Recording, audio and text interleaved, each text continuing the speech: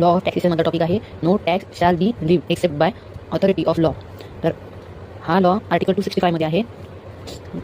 याचे 4 प्रकारे मिनिंग असतो. ते म्हणजे पहिला म्हणजे valid law pass by complete legislative exist. जर सक्षम कायदेमंडळाने हे जर काढलेला हा कायदा अस्तित्वात असेल तरच हा टॅक्स लॉ व्हॅलिड असतो. दुसरा आहे can not levy tax through executive order, notification, circular, administrative decision or rules unless they are backed by a parent statutes. ॲडमिनिस्ट्रेटिव्हचे डिसिजन, एक्झिक्युटिव्हचा ऑर्डर, त्याची नोटिफिकेशन हे तोपर्यंत लागू होत नाही, तोपर्यंत त्याचे टॅक्स लागू होत नाही जोपर्यंत त्याला सपोर्ट हा पॅरेंट्सचा नसतो. पॅरेंट्स म्हणजे सक्षम कायदेमंडळ. ते कोण आहे तर राज्य कायदेमंडळ आणि पार्लमेंट. तिसरं law means an act of parliament or statute legislator and not executive instruction. ते एक्झिक्युटिव्हचे इन्स्ट्रक्शन म्हणजे टॅक्स नाही आहे. टॅक्स म्हणजे पार्लमेंट आणि स्टेट लेजिस्लेटिव्हचा ॲक्ट आहे. त्यांनी काढलेला लॉलाच टॅक्स लागू होतो.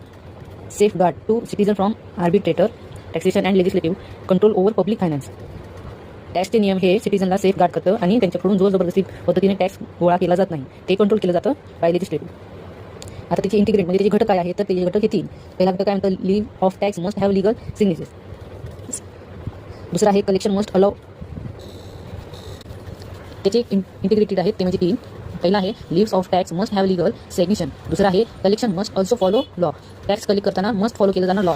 जोर जबरदस्तीने किंवा चुकीच्या पद्धतीने टॅक्स हा जमा केला जाणार नाही. No tax by inference or unlogical. कोणतेही तर्क लावून टॅक्स जमा केला जाणार नाही. त्याचे काही केसेस आहेत ते म्हणजे हे इम्पॉर्टंट केसेस आहेत. पहिला आहे commissioner of income tax versus BC Srinivasa Shetty 1981. ह्याच्यामध्ये सुप्रीम कोर्ट असं म्हणतं की चार्जिंग प्रोसिजर आणि computed provision must together valid for levy tax. Tax घेण्यासाठी हे तेव्हाच व्हॅलिड आहे जेव्हा चार्जिंग प्रोव्हिजन आणि कम्प्युटेशन प्रोव्हिजन हे दोन्ही एकत्र येतील.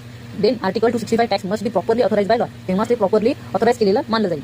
दुसरा आहे ITC limited versus state of Karnataka परिघटना केस 1985 मध्ये. त्याच्यामध्ये काय म्हणतं rules can not impose tax unless the parents act authorise. तो रूल तेव्हाच मानला जाईल जेव्हा त्याला पॅरेंटचा सपोर्ट असेल. तिसरा केस आहे Govind Sharan Gangasharan versus commissioner of sales tax कधी घडते 1985. ही पण 1985 मध्येच घडते आणि ही देखील केस 1985 मध्येच घडते. तर याच्यामध्ये या केसमध्ये असं म्हणलं की 4 part of must present for valid tax. Tax तेव्हाच मानला जाईल तेव्हाच व्हॅलिड असेल जेव्हा त्याच्यामध्ये 4 घटक असतील ते म्हणजे टॅक्सेबल इव्हेंट. त्याच्यामध्ये 4 घटक असतील ते म्हणजे taxable event, rate of tax, person or whom tax is impose, measure of tax. जर या त्यापैकी कोणताही घटक जर मिस असेल तर तो व्हॅलिड करेल आर्टिकल 265 ला. तर हे आहे या टॅक्सचे केसेस.